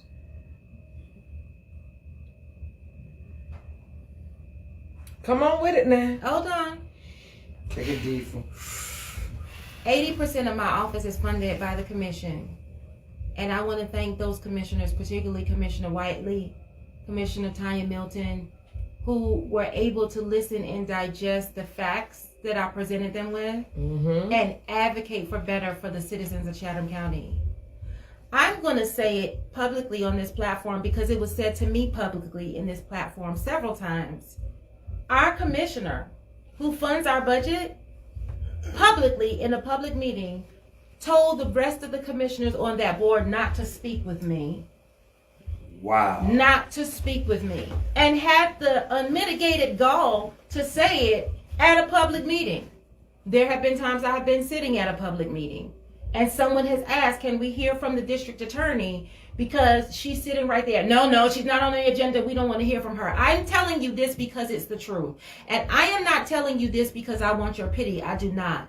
But if you can silence the voice, if there are people in our government who silence the voice of an elected official, a person who was elected to office, and other elected officials follow that directive and listen to it, then if you come to the steps of the courthouse and you in jail, you don't have a voice at all. I'm fighting to advocate for the people. And I have I have tried to meet with you at church.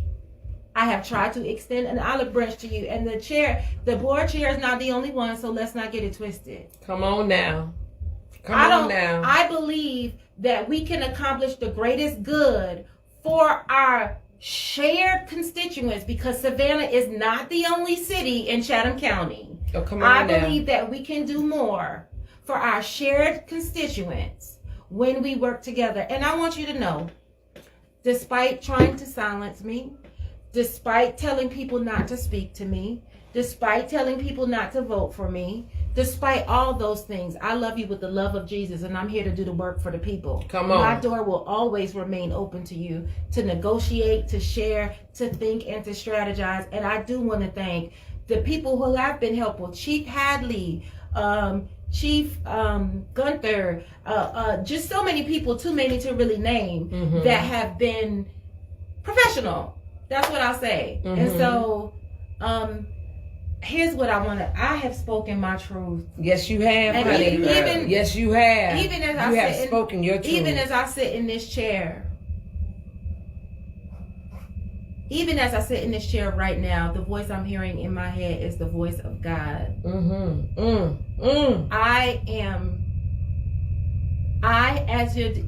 not asking for your pity. I'm asking for your vote. But I'm not asking for your pity. I have been marginalized, silenced by the media, misunderstood, overlooked, ignored in public settings, insulted, humiliated by a lot of people in this town. Public officials. Black folk too. Public officials. Now, here's another thing I do want to say to communities of color. What I need you to understand is that when it comes to justice don't mean just us. It doesn't mean that you're my friend if we did the right thing in your case, or you're not my friend because you felt like you didn't get the sentence you thought you were supposed to get. Understand that I represent the people of Chatham County. My job is to make sure that the system works fairly. Okay? Some people, I would never sit here and tell you that I'm a perfect DA. You know why? Because if you're looking for a perfect DA, you'll never find one. You'll never find one. That's right. But I can tell you that I have a heart for the people. Yes. I will demand fairness and equity and professionalism. And guess what? I don't make any bones about it. I run my office like the law office and the professional office that it is. It is supposed to be. That's right. And I hold everybody to a standard of excellence, because that's the standard that God holds me to. I pray that I have been accurately transparent with you. You have. I pray that I have been transparent with the people who are watching now and who will watch this. Although I want to be elected on May 21st and in November, what I want even more than that is to be pleasing to God. Yes. And that's my aim. And that's my goal. And that's really all I can say. I think I've said... You've said it, honey. I think I've said my piece. I have been silent for 3.5 years because... But... You have endured so much. Yes, you have. In those 3.5 years. And I'm a witness to it. I can remember one night I called you in reference to a case, and you met me 12 o'clock at night, 12 o'clock in the morning, to talk about this particular case. Okay, so when I call you, where are you? I'm in the office. 11 and 12 and 1 o'clock in the morning. I can vouch for her being there, doing that. So when people say, well, where is she? She's working. I am working. She's working. Have been working. Working. And the sad part is, you needed help. The same person, and I'm going to just put it out there, Why you telling me no? Who said that? Why you saying no? Hollis said no. That means Yeah. the man said no. You can't do it then. Oh God, dog it. You just, you know what? You. Oh my God. Well, here's the other thing. Listen. The same person that said that mess. No. Wait. We got here's- election. Here's, We got here- to win first. here's the thing. Here's what I believe. You shall know the truth. And the And truth truth will shall set you free. Let me say this right here. Y'all listen. I promise you, you better make sure she get back in that seat. You better make sure she get back in that seat, because if you don't, from what I saw last night, babies, We in trouble. you'll regret it. You're going to be in trouble. And I'm going to tell you like this right here. Go look at my Facebook Live. Go look at my Facebook Live. Go look at anybody who recorded that last night. And see if you ain't going to get the same thing you got prior to her getting in that seat. That's exactly right. You'll get the same thing you always had. The same exact thing. The How same many black thing. folk incarcerated? Yeah, How many poor white we got folk? somebody. How many poor white folk incarcerated? How many poor brown people incarcerated? Mentally ill people. Mentally ill people. You better be glad she got a heart for the people. I'm just being honest. I'm putting it out there.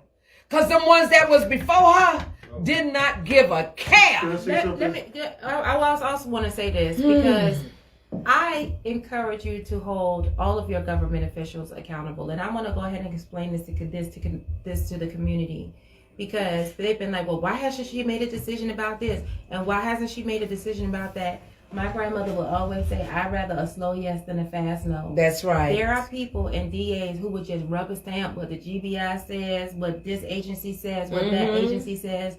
You can be assured that when I rule on the case, I have reviewed it my own self. That's I have right. consulted my own experts, and yes, that takes time. So instead of giving you a quick no, right? I'm going to do a thorough job so you can make sure, because I want to assure myself that the decision that I make is the right one. Now, some people might not be satisfied with that, but guess what? I know the quality of my review and what I have done. So I want to say that to the community, because they don't always understand what's going on behind the scenes, but they should know that too. So At the end of the day, you better make sure she get back in that seat. You know, as you said, when you said mental illness, there's a case in Florida. This kid, he's mentally ill. I mean, he has autism. Do you know they want to give this kid 30 years because of what happened him and the teacher? But I like what the lawyer's doing, because the school failed him. You want to give a kid with autism, you know what I'm saying? As some people say, slow, whatever. You know, 30 years. The school failed him. Because he's black? Because if he's white, now they're going to say he's mentally challenged. Let's just put it out there, y'all. Come on now. But because he's black, we going to give him incarceration. Well, okay, you're going to put him in a system that could possibly kill him. Let me add another layer. Let me add another layer to that, since we're talking about it. Mental health care in this country is very expensive, and you have to have insurance. You have to have the agency to go get mental health treatment, and a lot of times that ends up becoming a race issue, because people who are on the wealthier end of the spectrum, who tend to be non-colored people, or white people or wealthier people, they can afford insurance and mental health care. How many of y'all had a crazy cousin and y'all all know at the barbecue he needed help? He needed help. That's how that's just how your uncle is, right? Yes. But here's the thing. Let's be real. Once that person gets in the criminal justice system, they don't have no mental treatment, no medicine or nothing. We had a person when I came into the office that was in jail for 12 years. He was at Georgia Regional. He committed a crime. He could have been served his sentence and been out by then. But he had to stay in there for 12 years because he could never, every time his annual review came up, he was not mentally competent to stand trial. And so all these people want to talk about put him in jail, throw away the key. Let me ask you a question, and I also want to address this to our beloved Downtown Business Neighborhood Association and other areas like that. Y'all point the finger at the police department and the sheriff's department and the DA's office about the homelessness and stuff like that. Let me explain to you something. It costs $74 a day to house a healthy inmate at the Chatham County Jail. $74 a day. So let me ask you something. If somebody was downtown and you walk past a homeless person downtown and they ask you, man, would you give me $85 so I can stay at the Hampton Inn? What would you do? You look at them and say, are you crazy? Yes. But yet you want us to come in and the sheriff's department arrest them. Taxpayer, you are paying $85 a day to arrest that person because they were a nuisance to you and they made you feel uncomfortable. And so I'm just saying that if our wealthier business districts, everybody at the table should chip in so we can address the problem of homelessness and mental illness so that we're not just displacing them and the police officers are not picking them up and taking them to jail or picking them up and putting them in a certain side of town. South side. Certain side of town. South where side. they can be unseen and untreated and still have the same issues. You don't do that. You treat the root cause. And so if you got that money and you got that business and you into tourism and hotels and stuff like that, the same way these people gotta pay impact fees for the damage that they do to the infrastructure when they build buildings and all of that. If you're doing business in Savannah and you're a part of the tourism and the hotel industry, you should be required to pay something toward the elimination of homelessness and blight in the downtown areas because you cannot claim the benefit but not want to bear the burden. Right. Come on. And so that's all I'm gonna say. That's all I'm gonna say about that. I deal with crime. I'm a DA and I deal with crime. Okay. Let me tell you something. I'm gonna be in so much trouble. All my campaign consultants gone. No, you're not. No, you're not. Because if they're gone, that means they weren't true. They weren't with you from the beginning. Tonight, but you just filled my heart with joy. It may. When I talk to you, reading the comments. when I talk to you, a lot of people loving on when you. I talk to you originally, I was mad because for me it was the righteous indignation, right? You who have done nothing for 20 years. I gave you the one thing that Meg didn't think you was good enough to get. Come on, somebody. A I supervisor gave you the one position. thing that no other DA thought you was good enough to get. And this what you do? You do nothing for 2 years and now all of a sudden you want to run against me when you ain't never had an original idea of your own in the 20 years. Well, that's you've been normally here. how it go. But hold on. Because that was my flesh and that was my emotion. When I came in here this evening, my goal always is to glorify God, but to speak my truth with clarity. You did. Because if I allow this moment to pass, the voters might misunderstand. They might say, oh, I don't need to go. It's just I'm only voting for the DA. Sweetie, you're not voting for me. You voted for you. That's right. You voted for your children. Yes, and that's your children's right. children. That's You're voting for right. the community you want to see tomorrow. You're not just voting for me. That's You voting right. for you. So what do you want in your leader? That's it. That's it. And you know what the thing is? In this present moment, because I'm always hearing the Spirit of God in my ear and feeling the Spirit of God in my heart. In this present moment, I have the assurance of knowing that I have spoken the truth without lying. Yes, you have. Yes, you And have. I have spoken the truth with accuracy. And at the end of the day, speak your truth. Because if you don't, nobody else will. Come on, somebody. Come on. I'm done. And you did phenomenal. Y'all, she told you. She told you. I love it. She told y'all. it. Y'all, in 3.5 years, she ain't said nothing. She said it tonight. Last night, they wouldn't give her the opportunity to say it. Every time they asked a question and then her name was called, They didn't want her to rebut it. But doggone it, she done came and told you tonight. And let me tell you something, y'all. She got receipts. She ain't lying. I'm not. She ain't lying. The one that's running against her, she'll lock your son, your brother, your cousin, your dad up for something that they didn't do. She just said it. They need a conviction. The one they don't care who to convict. She don't care. Long as they get the one that's running against her. So I'm telling you, but Let me say this to y'all because I want y'all to know this too. I spoke to her personally last week in a public place. I asked her, "Can I speak to you for a second? I want to talk to you." We don't. Let me tell you who I am because I need you to know who I am. You don't have to win by lying or by hurting people or by offending people. Because on May 22nd, I have to wake up, look myself in the mirror. I will still have a charge to keep, a God to glorify. I still have children that I have to walk in front of and show them the example. This race is not worth me losing my dignity. No. It's not worth me losing my witness. And I say that because, not to be pious and not to be on no soapbox, I want to live right and I want to do right because it's right to do right. Promotion comes not from the east or the west. Promotion comes from God. That's right. I pray the citizens who listen to this show tonight hear my heart. They do. I hope they hear that I care about them. They do. More than I care about being called the DA.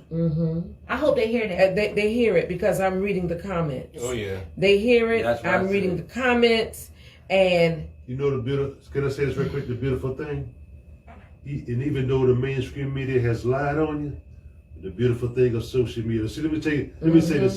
See, social media put a sign up. For her and Keisha, you know what social media said? You know what they said? The social media's not. They put a sign up for her. Social media, big billboard. See the beautiful thing. You can come to platforms like this. You don't have to because guess what? Only people that watched WTLC and all of them, old people. And I can say this like my mom. She's 84 years old.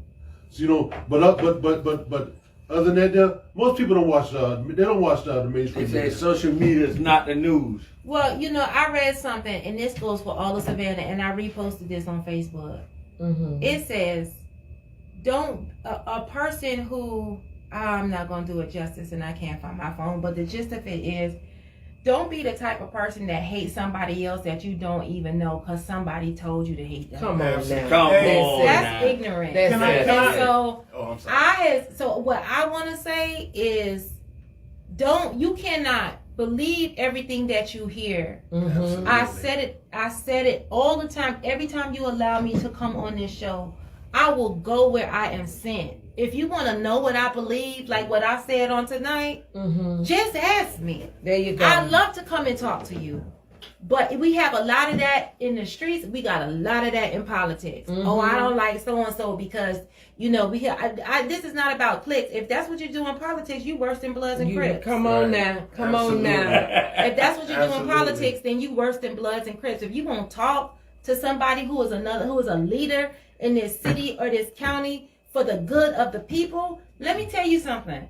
I have had to learn to sit at tables with people that make my blood boil. And I'm disgusted. But if it means that that's what it takes to get the job done, I know that this is not about me. It's about the people. And if you sit up on your resources and don't share your resources and can't even have a civil conversation with another elected official because with the DA because your best friend got a problem with the DA when I've showed you nothing but kindness and I have supported you.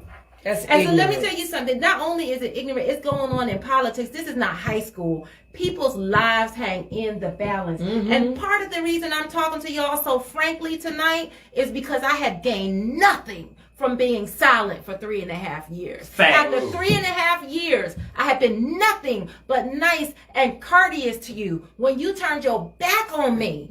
And because that's my call. I've been nothing but nice to you. I've gained nothing from being silent. Nothing. You better tell it. You better so speak if there your is truth, a time baby. to speak, it might as well be now because I have gained nothing from being nice to some of these people, elected officials that y'all put in office. Come on now. And you will be back in DA. Yes, you Watch. will. Yes, you will. That's That what the just Lord made said. me- So guess what? That just made my heart feel good. This a whole nother Thank you. This- I feel. Thank you. You welcome, I'm sorry. I had a lot to say. She had to let it all go. But guess what? We ain't gonna talk about the other thing, but we gonna talk about it next week. Oh, we got a lot to talk about next week. Now, y'all, let me say this right here, and we get ready to get up out of here. You ain't in no trouble. Yeah, You ain't in no trouble. I'm Tell in- them to come talk to me. I'll tell them a thing or I'm in two. so much I'll tell them just like I told them last I'm in night. so much For these trouble. pole buck, step and fetch it individuals that's elected. I do want to say this though. Now you gonna let me talk? I'm sorry, You baby. gonna let me talk? It's your show. Don't- For these step and fetch it pole buck individual, them kind of people right there. You need to stop. You really need to stop. Yeah, I talked about some folk last night, and I pray to God. I pray to God that the persons that I said it around go back and tell them what I said. Because I mean every goddamn word of it. Now, see here, I'm a work in progress. God help me with this right here. But doggone, sometimes you need to say what needs to be said. The truth is the Because enough is enough. Black man, black woman that's elected, and you doing that dirty mess that you doing, you better stop it. Because all skin folks ain't kin folks. He sit high and he look low. And he see what you're doing.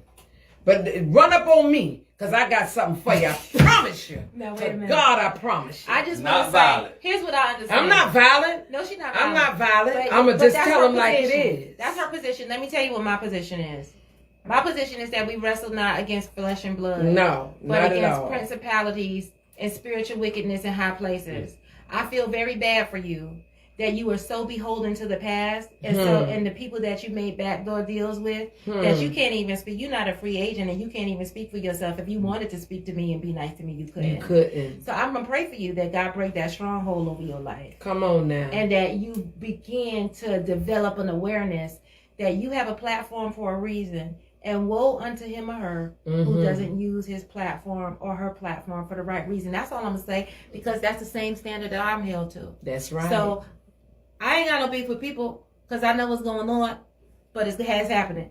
So y'all better wake up. that's my position. That's all I'm going to say. And Now, my one name more is thing. Shalena Cook Jones, And and I she endorse is. this message. And look at, and I endorse her. I endorse the district attorney. That's the truth. I endorse the district attorney. That's the truth. And y'all know, if I tell you she right, It's the truth. y'all better believe it. It's the truth. Like Reverend Small say, if I tell you something, you better, if I tell you a puppy can pull a goddamn freight train, you better hook that train to that puppy. Because I'm telling you what God loving, that's the truth. She is the truth. She is the truth. And we need her. We need her. Anybody else? Y'all, I'm telling you, we ain't gonna do nothing but revert back to what it was before she got there. And in order for us to grow, that old system, baby, we got to let it go. This is a new system. And this is what we have to go with right now. With that being said, y'all, what my eyes see and my ears hear determine what come out of this mouth, babies. No longer raising hell, but raising awareness. Yes. I love y'all. God bless you. You better make sure Shalena Cook Jones gets back in that seat for the district attorney. Thank you. Y'all hear me? And another thing too, y'all been seeing the news talking about the roads and the infrastructure and all of that mess and how everything is just bad and we need money. They're gonna come at you with a T-splosh. They're gonna come at you with a T-splosh. But let me tell you this right here, and y'all listen and listen good. You better be tired of taxing yourself. The federal government has sent so much money down here to this county for infrastructure. I'm talking, we just got a brick grant for $30 million from the federal government. The money is here.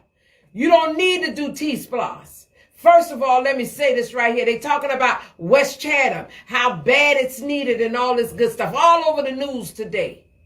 But doggone it, I'd be darned if I want to pay into taxation in my neighborhood, or my street, or my community ain't getting nothing. Y'all better think before you vote. All right, with that being said, what my eyes see and my ears hear determine what come out of this mouth. Look, no longer raising hell, but awareness. She made you aware tonight. I love y'all. God bless you. Peace out. No, that's peace.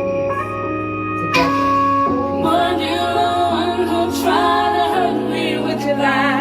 Peace. They could cut it off if they want to now. We don't own the rights to this music. Man, you got down. Well, I'm about to cut it. She needs you by her side. I can cut it off.